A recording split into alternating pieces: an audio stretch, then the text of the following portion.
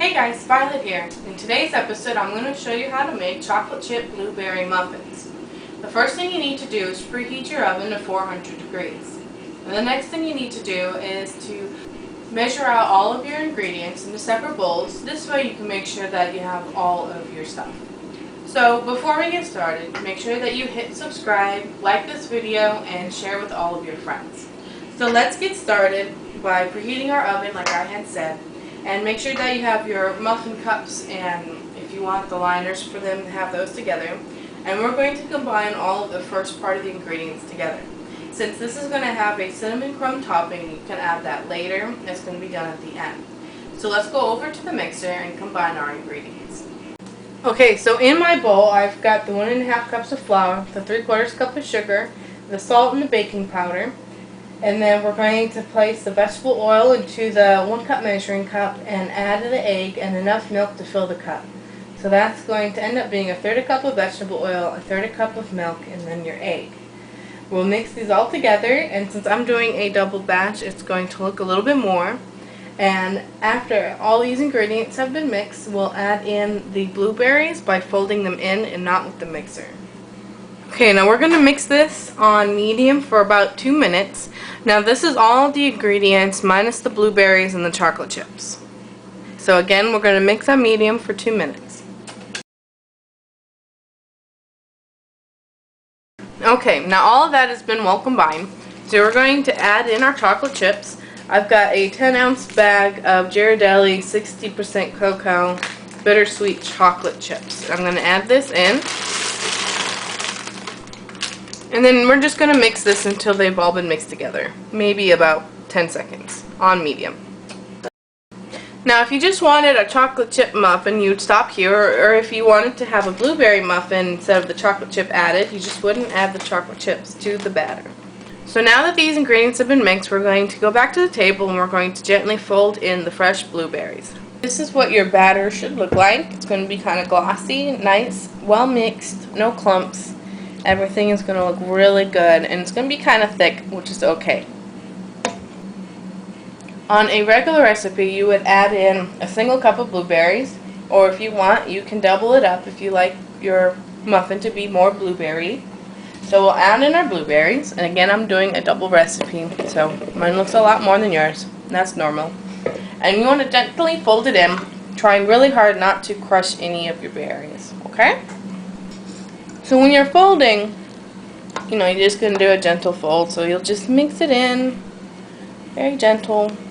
You gotta put some elbow grease into it. You're going to mix them all up. And then after this, we'll mix our crumb topping to put on top of our muffins. Okay, now that we have our muffins all together, we're going to mix our crumb topping. Our crumb topping is going to consist of half a cup of white sugar, 1/3 cup of all-purpose flour, 1/4 cup of butter that's been cubed, and about 1½ teaspoons of brown soda.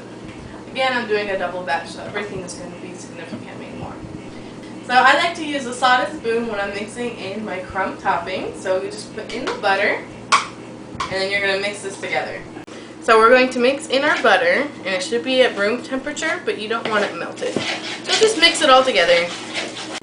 Okay, so this is what your crumb topping should look like. It'll probably be a little bit easier if you use a mixer, but I like to do it by hand. Mix extra love into the batter. So this is going to be your cinnamon crumb topping. It should look kind of like this, kind of like what a graham cracker crust would look like. So all of the butter has been mixed in. Everything is well combined. And then we're going to sprinkle this on top of our muffins. So I've already greased our pan with a spray that has flour mixed into it. And I like to make sure that it's good and greased. Otherwise, you can use the paper liners. And then you'll just spoon in your dough into each of the muffin cups, about 2/3 of the way full. When putting them into the tins, you want to try to make sure that they're level. And you could probably even try to spread them from the center to the sides so that when it bakes, you're not going to have a huge lump in the center.